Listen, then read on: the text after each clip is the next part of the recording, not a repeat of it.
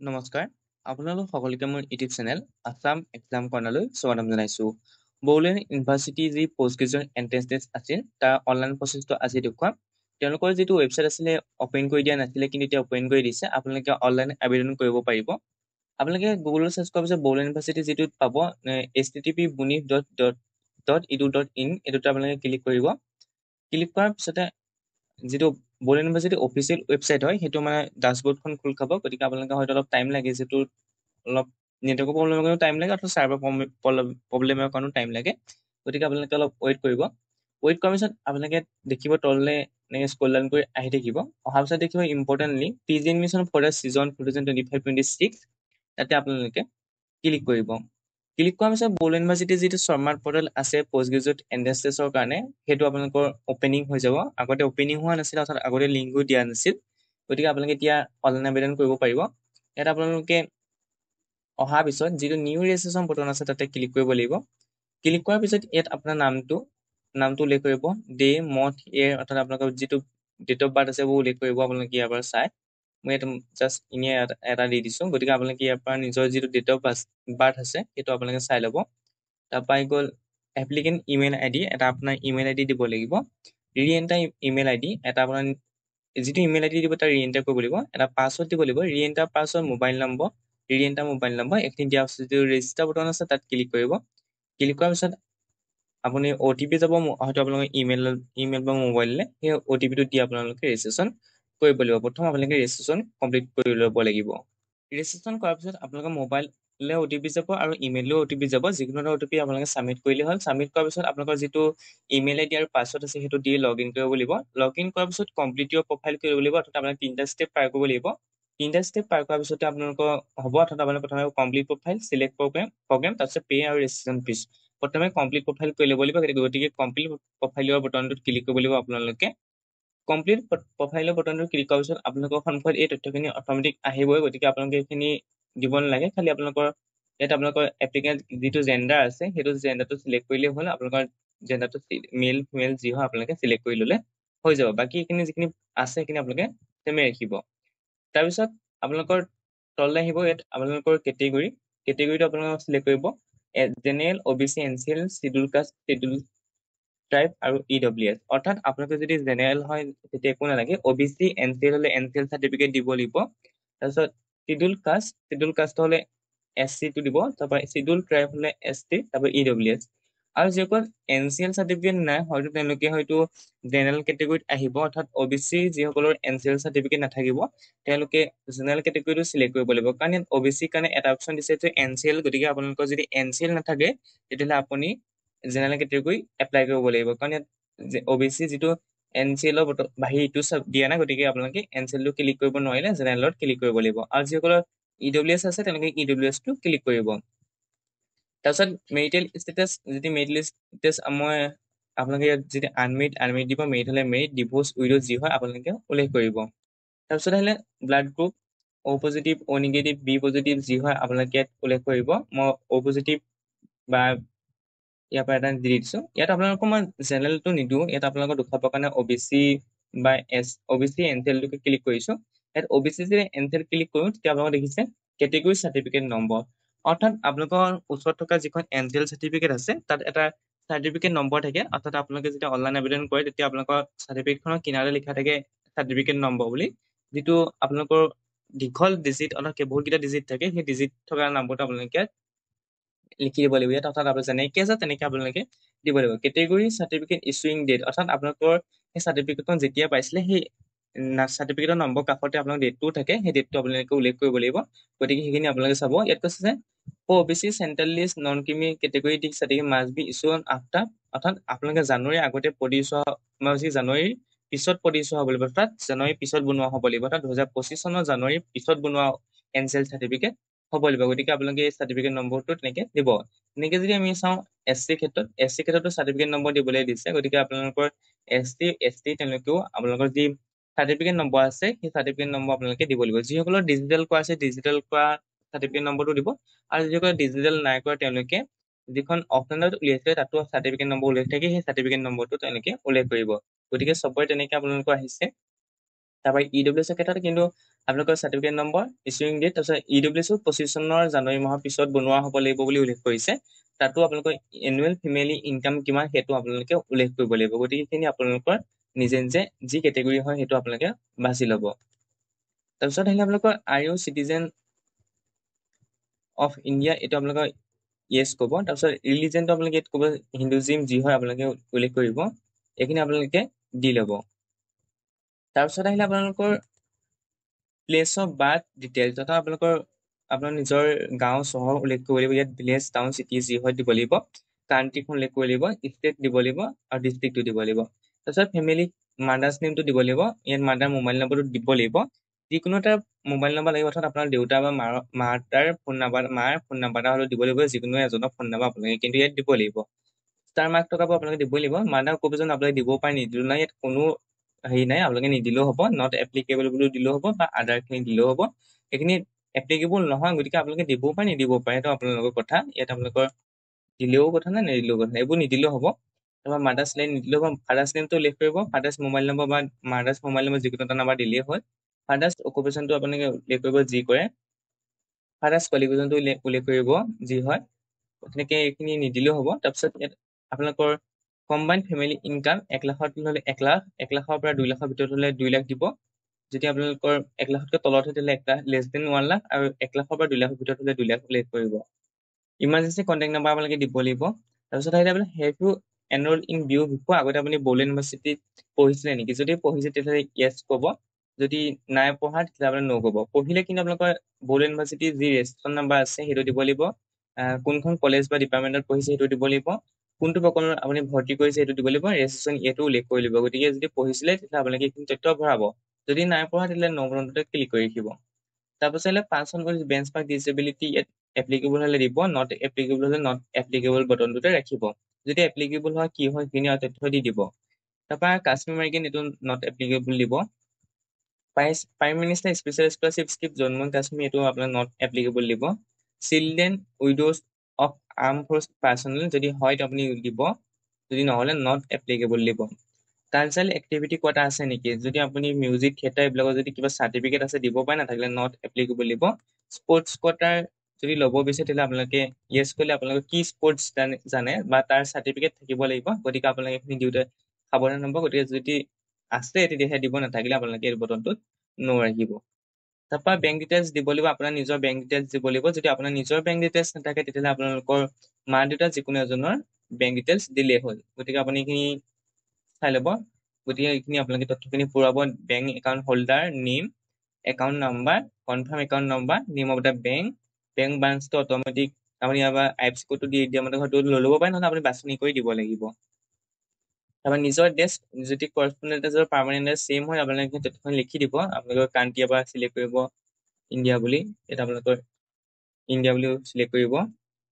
India select কৰাৰ পিছত আহিলে আপোনালোকৰ আছাম চিলেক্ট কৰিব। ইয়াৰ পৰা যদি আছাম, ডিষ্ট্ৰিক্ট নিজৰ ডিষ্ট্ৰিক্টটো দি ল'ব। ইয়াত চিটিটো উল্লেখ কৰিব। ডিষ্ট্ৰিক্টটো আপোনাৰ চিটি বুলি উল্লেখ কৰিব। পিনক'ডটো উল্লেখ কৰিব। আৰু পাৰ্মানেণ্ট এড্ৰেছ আৰু প্ৰেজেণ্ট এড্ৰেছ ছেম হয় আপোনালোকে ক্লিক কৰি দিব। যদি ছেম হয়, ছেম নহ'লে আপোনালোকে এইটো ৰাখি দিব এনেকৈ। যদি ছেম হয় তেতিয়াহ'লে আপোনালোকে তথ্যখিনি দি দিব। এইখিনি দিয়াৰ পিছত ছেভ ডিটেইলছ কৰি পেলাই আপোনালোকে নেক্সট পেজলৈ যাব লাগিব। গতিকে ভালদৰে এইখিনি আপোনালোকে ফৰ্মখন ফিল আপ কৰি ল'ব।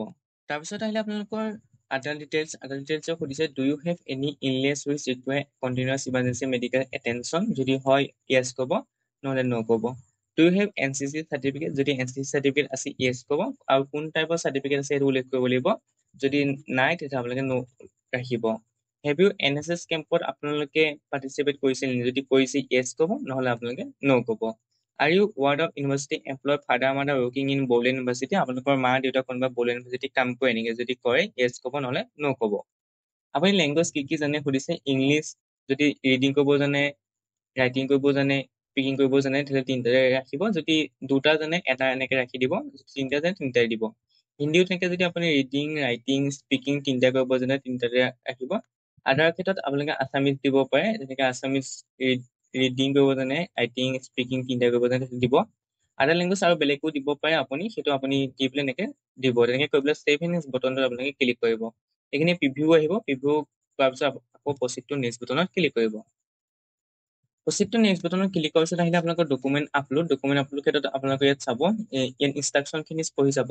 আপোনালোকৰ ফটো জেডপিজি ফৰ্মেটত হ'ব লাগিব, 10ৰ পৰা 500 KB ভিতৰত ফটো হ'ব লাগিব, আৰু যিবোৰ চাৰ্টিফিকেট মাৰ্কশ্বিট দিব তাৰ চাইজ 10ৰ পৰা 500 KB ভিতৰত হ'ব লাগিব। তাৰপিছত ইয়াত চাব ফটো চিগনেচাৰ ইনকম চাৰ্টিফিকেট দিব লাগিব। এইটো আপোনালোকৰ হেৰি হয়, মেণ্ডেটৰী হয়, আপোনালোকৰ মেণ্ডেটৰী হয়। ইয়াত আপোনালোক ষ্টাৰ মাৰ্ক দিয়া নাই, মেণ্ডেটৰী নহয়, হয়তো আপোনালোকে নিদিলেও হৈ যাব। গতিকে আপোনালোকে ছেভ ইন নেক্সট বটনত ক্লিক কৰাৰ পিছত গম পাব। যিসকলৰ ইনকম চাৰ্টিফিকেট নাই তেওঁলোকে ইয়াত আপোনালোক যদি ষ্টাৰ মাৰ্কটো দি দিয়া নাই, গতিকে হয়তো এইটো মেণ্ডেটৰী নহ'বও পাৰে। গতিকে আপোনালোকে এপ্লাই কৰোঁতে গম পাব, মানে যেতিয়া আপুনি নেক্সট পৰ্যায়লৈ যাব তেতিয়া গম পাব। কিন্তু যদি ইনকম চাৰ্টিফিকেট আছে তেতিয়া আপোনালোকে উল্লেখ কৰিব। ইনকম চাৰ্টিফিকেটত থকা ইনকমটোহে আগত যে মই দেখুৱাইছিলো তাত সেইটো থকাতহে উল্লেখ কৰিব। অৰ্থাৎ ইনকম চাৰ্টিফিকেট যিটো এমাউণ্ট উল্লেখ আছে আপুনিও সেই ইমাউণ্টটোহে যি আগত যে ফৰ্মখন ফিল আপ কৰিছিলে তাৰ এমাউণ্টটো এণ্ট্ৰি কৰিব। গতিকে সেইটো চাব ছেম হৈছে নে নাই এবাৰ চাই ল'ব। গতিকে ফটো চিগনেচাৰ দুটা দি আপুনি প্ৰচিড টু নেক্সট বটনত ক্লিক কৰিব লাগিব। তাৰপিছত আহিলে প্ৰিভিউত আপোনালোকে ফৰ্মখন ভালদৰে চাই ল'ব। আপোনাৰ ফৰ্মখন এটা কথা মনত ৰাখিব, ফৰ্মখন যেতিয়া আপুনি লগ কৰি দিয়ে কিন্তু এডিট কৰিব নোৱাৰে। গতিকে এই ফৰ্মখন অৰ্থাৎ প্ৰফাইলটো ক্ৰিয়েট কৰোঁতে ভালদৰে এবাৰ চাই ল'ব, যাতে ভুল নহয় সেইটো মনত ৰাখিব, কাৰণ কাৰেকশ্যন উইণ্ড' হয়তো নাহে। এইবিলাক আজিকালি কি হৈছে, শৰ্মা পৰ্টেলত অপেনিং হোৱাৰ বাবে কাৰেকশ্যন নহা হৈছে, নিদিয়ে হয়তো। গুৱাহাটী ইউনিভাৰ্চিটি হওক, কটনে হওক বা বড়োলেণ্ড ইউনিভাৰ্চিটি, যি ইউনিভাৰ্চিটি নহওক অসমত সকলো শৰ্মা পৰ্টেলত এডমিশ্যন হ'বলৈ ধৰিছে। গতিকে আপোনালোকে প্ৰফাইলটো লগ কৰাৰ আগত এবাৰে ভালদৰে চাই ল'ব যাতে শুদ্ধ হৈছে নে নাই, তাৰপিছতহে আপোনালোকে প্ৰফাইলটো লগ কৰিব। গতিকে মই বাৰে বাৰে কৈছো, এবাৰ ভালদৰে ফৰ্মখন চাই ল'ব, এটা পইণ্ট চাব আপোনাৰ শুদ্ধ হৈছে নে, সেই গোটেই চাই ল'ব। চোৱাৰ পিছতহে আপুনি proceed to next button click কৰি প্ৰফাইলটো লক কৰি দিব। তাৰপিছতে আপোনালোকে বাকী যি প্ৰগ্ৰাম চিলেকশ্যন আছে সেইটোলৈ যাব পাৰিব। প্ৰফাইলটো লক কৰাৰ পিছত এনেকৈ আহিব। প্ৰফাইলটো লক কৰোঁতে মই চালো যে আপোনালোকৰ ইনকম চাৰ্টিফিকেট নিদিলেও হৈ যাব, অৰ্থাৎ ইনকম চাৰ্টিফিকেট নিদিয়াকৈ আপোনালোকৰ প্ৰফাইলটো লক হৈ গৈছে। গতিকে আপোনালোকৰ যিসকলৰ ওচৰত ইনকম চাৰ্টিফিকেট নাই তেওঁলোকৰ কাৰণে খুব ভাল খবৰ যে আপোনালোকৰ ইনকম চাৰ্টিফিকেট নিদিয়াকো আপোনালোকে প্ৰফাইলটো লক কৰিব পাৰে, অৰ্থাৎ আপোনালোকে পিছৰ পৰ্যায়লৈ যাব পাৰে। গতিকে আপোনালোকৰ হাতত ইনকম চাৰ্টিফিকেট নাথাকিলেও হ'ব, বা ইনকম চাৰ্টিফিকেট থাকিলেও আপোনালোকে আপলোড কৰিব পাৰে, নাথাকিলেও কোনো কথা নাই। গতিকে আপোনালোকে ইনকম চাৰ্টিফিকেটখন নিদিলেও হৈ যাব। প্ৰগ্ৰেম লেভেলত আপুনি ইয়াৰ প্ৰগ্ৰেমটো bachelor of undergraduate certificate programme, diploma programme, integrate programme, master post graduation programme, ইয়াত আপোনালোকৰ গোটেইখিনি আছে। গতিকে আপোনালোকৰ এবাৰ প্ৰফাইলটো ক্ৰিয়েট কৰাৰ পিছত হয়তো আপুনি বড়োলেণ্ড ইউনিভাৰ্চিটি ইয়াৰ যোগেদি আপোনালোকে যি বড়োলেণ্ড ইউনিভাৰ্চিটি BEd প্ৰগ্ৰেম আছে বা আণ্ডাৰ গ্ৰেজুৱেট প্ৰগ্ৰেম আছে সকলো এপ্লাই কৰিব পাৰে। গতিকে আপোনালোকে ইয়াত আপোনালোকৰ পষ্ট গ্ৰেজুৱেশ্যন প্ৰগ্ৰেমটোত ক্লিক কৰিব।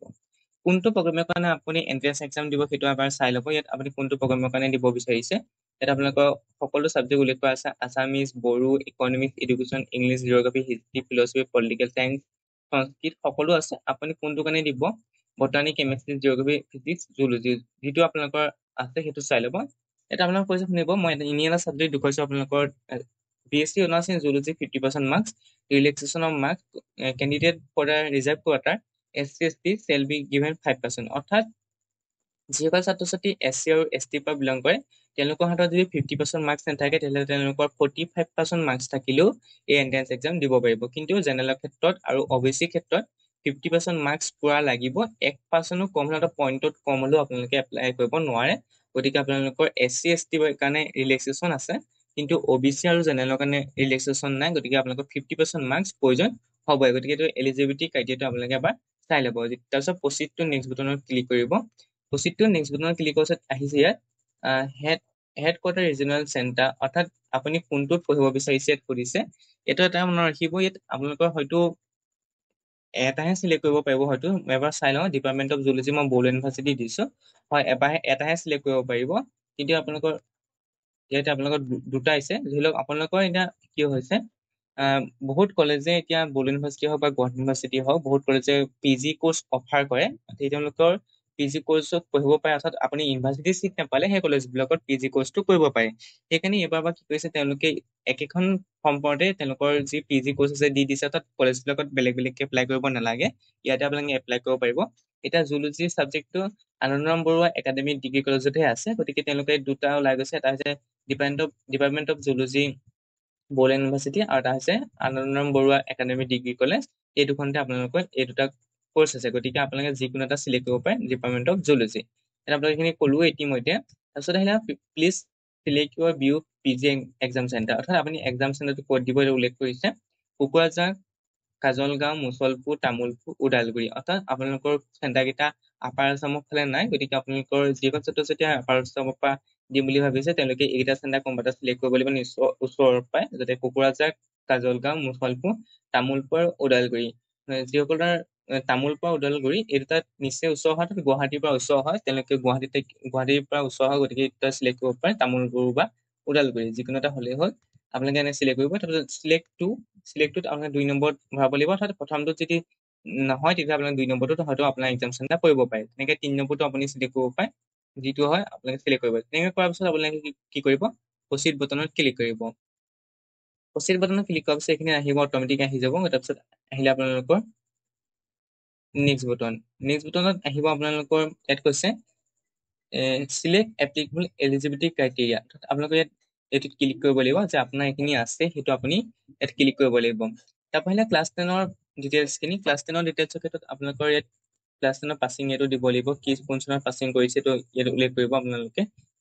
ইয়াৰ পৰা আপোনালোকে যিটো হয় সেইটো চিলেক্ট কৰিব।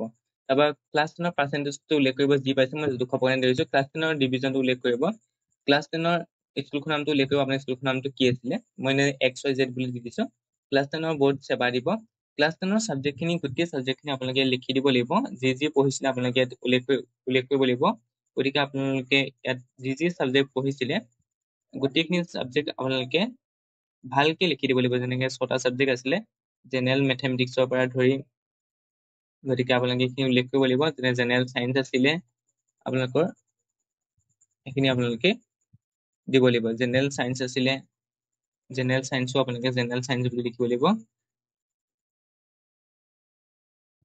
তাৰপৰা আহিলে আপোনালোকৰ জেনেৰেল চাইন্স, ছচিয়েল চাইন্স, এই গোটেই 6টা ছাবজেক্টে আপোনালোকে কি কৰিব লাগিব, ইয়াত এণ্ট্ৰি কৰিব লাগিব। গতিকে সেইখিনি আপোনালোকে হয়তো জানেই, গতিকে সেইখিনি এণ্ট্ৰি কৰিব লাগিব। তাৰপৰা যিটো আপোনালোকে লৈছিলে ইলেক্টিভ সেইটো আপোনালোকে ভৰাব লাগিব। গতিকে আপোনালোকে 6টা ছাবজেক্ট এনেকে এণ্ট্ৰি কৰিব লাগিব। তেনেকে আপোনালোকৰ ক্লাছ 12টো আপোনালোকে ইয়াত দিব লাগিব। ক্লাছ 10ৰ পাৰ্চেণ্টেজটো ইয়াত দিব লাগিব, কি পাৰ্চেণ্টেজ পাইছে। ক্লাছ 12ৰ ডিভিজনটো দিব লাগিব। ক্লাছ 10ৰ বৰ্ডটো দিব লাগিব। ইয়াত আপোনালোকে খালি কেপিটেল আখৰ লিখিব, আছাম হায়াৰ ছেকেণ্ডেৰী বুলি। তাৰপিছত বা ফুলকৈ লিখিলেও হ'ব, বা ক্লাছ 12ৰ কলেজ স্কুল বা কলেজৰ নামটো দিব লাগিব। তেনেকে ক্লাছ 10ৰ যিকেইটা আছিলে, আছামিজ আছিলে, গোটেই ছাবজেক্ট কেইটা আপোনালোকে ভৰাব লাগিব। চাইন্স হলে চাইন্সৰ ছাবজেক্ট, আৰ্টছৰ হলে আৰ্টছৰ আপোনালোকে ভৰাব লাগিব। তাৰপিছত আহিলে আপোনালোকৰ দি আছিলে আপোনালোকৰ গোটেই 6টা ছাবজেক্ট কিন্তু আপোনালোকৰ দিব লাগিব। অৰ্থাৎ আপোনালোকৰ যি 6টা ছাবজেক্ট আছিলে ক্লাছ 12ৰ 6টা ছাবজেক্ট এণ্ট্ৰি কৰি লাগিব। তাৰপৰা কোৱালিফিকেশ্যন গ্ৰেজুৱেশ্যনৰ ডিটেইলছ দিবলৈ আহিছে। গ্ৰেজুৱেশ্যন ডিটেইলছ আপুনি পাছ কৰিলে নে এপেৰিং, যদি পাছ হ'ল পাছ বুলি দিব, যদি এপেৰিং আছে এপেৰিং বুলি দিব। এপেৰিং বুলি দিলে কিন্তু তথ্যখিনি কিছুমান দিব নালাগে, যেনে ৰিজাল্ট দিব নালাগে। যদি পাছ কৰিছে পাছ বুলি উল্লেখ কৰিব। কোন চনত পাছ কৰিছে দিব, 2025ত 2025 বুলি দিব, 24 হলে 24, যি চনত পাছ কৰিছে দিব। গ্ৰেজুৱেশ্যনৰ ছাবজেক্ট কি আছে, ইয়াত অকল এটা ছাবজেক্ট পঢ়িছে যদি এটা ছাবজেক্টে দিব। যদি আপুনি মেজৰ জুলজি বা অনাৰ্ছ জুলজি লৈছে জুলজিকে দিব। Have you pass graduation honours লৈ পাছ কৰিছে, ইয়েছ হলে অনাৰ্ছ ছাবজেক্টটো উল্লেখ কৰিব জুলজি বুলি। Graduation name of the university, ইয়াত আপুনি কোনখন ইউনিভাৰ্চিটিৰ পৰা পাছ কৰিছে এইটো উল্লেখ কৰিব। মই এনে দুখৰে ডিউ বুলি দি দিছোঁ। অৰ্থাৎ সম্পূৰ্ণকে লিখিব আপোনালোকে, ইয়াত শ্বৰ্টকে নিলিখিব। মই 200% দিছোঁ আপোনালোকক। এটা আদাৰ ইউনিভাৰ্চিটি হলে আদাৰ ইউনিভাৰ্চিটি, বড়োলেণ্ড হলে বড়োলেণ্ড দিব। গ্ৰেজুৱেশ্যন নেম অফ দ্য আদাৰ বৰ্ড, গ্ৰেজুৱেশ্যন নেম আদাৰ বৰ্ড, অৰ্থাৎ কোনখন university, Dibrugarh university Dibrugarh university বুলি উল্লেখ কৰিব, বা গুৱাহাটী হলে গুৱাহাটী, যি হয় আপোনালোকে উল্লেখ কৰিব। তাৰপিছত আহিলে আপোনাক গ্ৰেজুৱেশ্যন পষ্ট নেম, এইটো BA হলে BA, BSc হলে BSc, যি হয় দিব। গ্ৰেজুৱেশ্যন ডিভিজন, পাছ কৰিলে গ্ৰেজুৱেশ্যন ডিভিজন দিব লাগিব। ইয়াত আপোনালোকে ডিভিজনটো দিব পাৰে, ফাৰ্ষ্ট ছেকেণ্ড যি হয় আপোনালোকে উল্লেখ কৰিব পাৰে, ফাৰ্ষ্ট ছেকেণ্ড যি হয় উল্লেখ কৰিব পাৰে। গ্ৰেজুৱেশ্যন পাৰ্চেণ্টেজটো আপোনালোকে CGPA নেকি, CGPA হলে CGPA দিব লাগিব, পাৰ্চেণ্টেজ হলে আপোনালোকে পাৰ্চেণ্টেজ দিব। কিন্তু CGPA হলে আপোনালোকে ইয়াত কৈছে CGPA সকলে কি কৰিব লাগিব, কনভাৰ্ট কৰি দিব কৈছে। তাত আপোনালোকৰ যি পাৰ্চেণ্টেজ আছে সেইটো আপোনালোকে, যিটো CGPA আছে সেইটো আপোনালোকে পাৰ্চেণ্টেজ হলে কনভাৰ্ট কৰি ল'বলৈ কৈছে, অৰ্থাৎ পাৰ্চেণ্টেজ কৰি ল'বলৈ কৈছে। গতিকে এই তথ্যখিনি দি আপোনালোকে নেক্সট বটনত ক্লিক কৰিব লাগিব। একেবাৰে শেষৰ ষ্টেপটো হৈছে ডকুমেণ্ট আপলোড। ডকুমেণ্ট আপলোডৰ ক্ষেত্ৰত আপোনালোকৰ ক্লাছ 12, 10 আৰু গ্ৰেজুৱেশ্যন পাছ কৰিলে তেওঁলোকৰ যি চাৰ্টিফিকেট আছে আপলোড কৰিব লাগিব। ইয়াত কৈছে যে ক্লাছ 10ৰ মাৰ্কশ্বিট আৰু চাৰ্টিফিকেট একেটা PDF-তে দুখন, অৰ্থাৎ ফ্ৰণ্ট পেজটো আপোনালোকে একেটা PDF-তে আপলোড কৰিব লাগিব। তেনেকে ক্লাছ 12ৰ মাৰ্কশ্বিট আৰু চাৰ্টিফিকেটৰ ফ্ৰণ্ট পেজটো একেটা PDF-তে আপোনালোকে আপলোড কৰিব লাগিব। আৰু পাছ কৰিলে আপোনালোকে গ্ৰেজুৱেশ্যনৰ মাৰ্কশ্বিট আৰু চাৰ্টিফিকেট দুইটা আপোনালোকে আপলোড কৰিব লাগিব একেটা পিডিএফতে। সেইটো কথা মনত ৰাখিব। পাছ কৰা সকলো গ্ৰেজুৱেশ্যন পাছ কৰা সকলো মাৰ্কশ্বিট আৰু মাৰ্কশ্বিট মানে 6 চেমৰ মাৰ্কশ্বিটখন আৰু যিখন পাছ চাৰ্টিফিকেট কলেজৰ পৰা দিয়া বা অৰিজিনেলে হওক বা যিখনে হওক, সেই দুইটা একেটা পিডিএফতে আপোনালোকে আপলোড কৰিব লাগিব। আপলোড কৰি আপোনালোকে প্ৰিভিউ অপশ্যন পাব। গতিকে ডকুমেণ্ট কেইটা দি ল'ব। আপোনালোকে এডব স্কেনাৰটো ডাউনলোড কৰি ল'ব বা যিকোনো স্কেনাৰ ডাউনলোড কৰিলেও হ'ল। আপোনালোকে তাতে একেলগে এটা পিডিএফতে দুখন ভৰাব পাৰিব। দুখন ভৰাই পিডিএফ ফৰ্মেট কৰি আপোনালোকে ইয়াত আপলোড কৰিব পাৰিব। গ্ৰেজুৱেশ্যন পাছ নকৰিলে ইয়াত দিবলৈ নাহে, গ্ৰেজুৱেশ্যন পাছ কৰিলেহে দিবলৈ আহে। গতিকে আপোনালোকে যিবোৰে গ্ৰেজুৱেশ্যন পাছ নকৰা তেওঁলোকে এপিএড বটনটো টিপি দিলে ইয়াত আপোনালোকৰ চাৰ্টিফিকেট আপলোড কৰিবলৈ নাহে। আৰু যিসকলে পাছ কৰিছে তেওঁলোকৰ কাৰণেহে আহিব। গতিকে এইখিনি আছে তথ্যখিনি। যদি ভিডিঅ'টো চাই উপকৃত হ'ল লাইক কমেণ্ট শ্বেয়াৰ কৰিব, লগতে চেনেলটো ছাবস্ক্ৰাইব কৰি দিব। Thank U.